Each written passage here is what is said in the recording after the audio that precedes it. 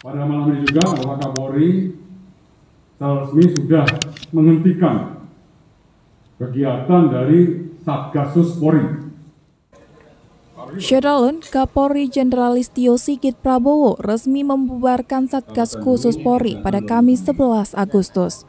Satuan tugas tersebut sebelumnya dipimpin Irjen Verdi Sambo yang kini menjadi tersangka pembunuhan Brigadir J.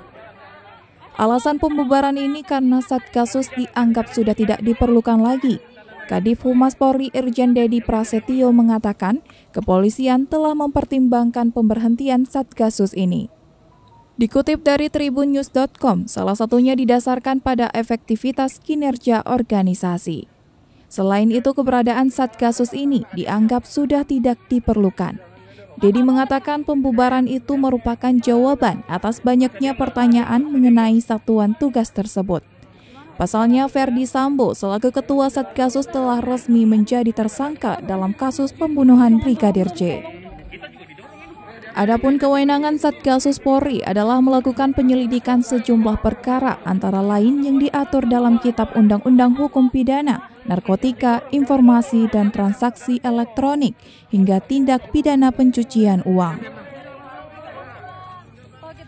Keberadaan Satgasus ini sempat disorot Ketua Indonesia Police Watch, Sugeng Teguh Santoso. Sugeng menyebut Satgasus berkaitan dengan geng mafia di tubuh Polri. Menurutnya, geng mafia ini memiliki kekuasaan dan kewenangan yang cukup besar, namun mereka dianggap menyalahgunakan wewenangnya.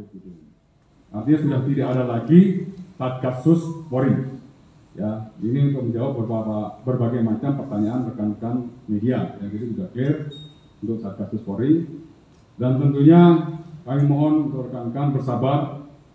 Tim semuanya sedang bekerja, baik tim sidik maupun tim dari Inspektorat Khusus. Ini semuanya masih bekerja.